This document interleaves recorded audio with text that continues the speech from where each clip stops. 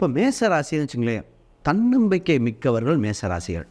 இந்த ராசியை ஒரு விஷயத்தை முடிவு எடுத்துட்டா அதை சாதிக்கிறதுக்கு போராட்ட குணம் மிகுந்ததாக இருக்கும். மற்றவங்களால முடியாதுன்னு கைவிட்டால் கூட தொடர்ந்து பயணிக்கக்கூடியது. க்ரியேட்டிவிட்டியும் இருக்கும். அதே மாதிரி ஸ்ட்ரெயிட் ஃபார்வர்டு இந்த ராசிக்கு தான்.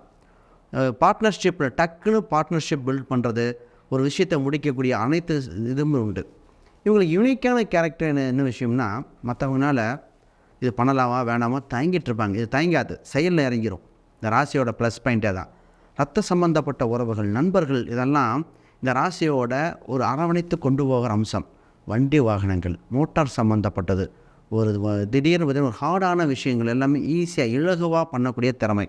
ஆணோ பெண்ணோ இந்த மேசராசிக்காரங்க இருந்தாங்கன்னா வாக்குப்பளியம், பேச்சு திறமை யுனிக்காக இருக்கும்.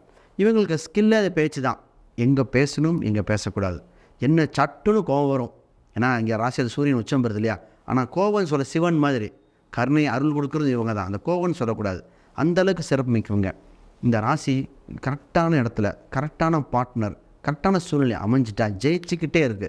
ஆனால் இவங்க என்ன பண்ணணும், ரைட் பொசிஷனில் ரைட்டான தொழில், ரைட்டான இது, ரைட்டான குடும்ப வாழ்க்கை, இதை கரெக்டாக அமைச்சிக்கிட்டவங்க வாழ்ந்துக்கிட்டே இருக்காங்க. நிறைய பேர் கஷ்டப்படுறோம் அப்படின்னா அது ஆசை தேவை, அதை புரிஞ்சுக்காமல் சின்ன மிஸ்டேக் பண்ண மட்டும்தான் இது மாட்டிக்கிறாங்க. ஆனால் இது ஓவராலாக பார்த்திங்கன்னா சிறப்பு மிக்கதாக இருக்கும். பொலிட்டிக்கல் சம்மந்தப்பட்ட ஸ்ட்ராட்டஜி, இயற்கையாகவே நிர்வாக சம்மந்த ஒரு பெஸ்ட்டு சூப்பர்வைசர் ராசி இந்த ராசிங்க. ஆக மொத்தம் ஓவராலாக இந்த ராசிக்காரங்கிட்ட நம்பி எதை சொன்னாலும் ஜெயிச்சு காட்டுவாங்க. ஹெல்ப்ஃபுல்லாக இருக்கிற ராசி இந்த மேச ராசி.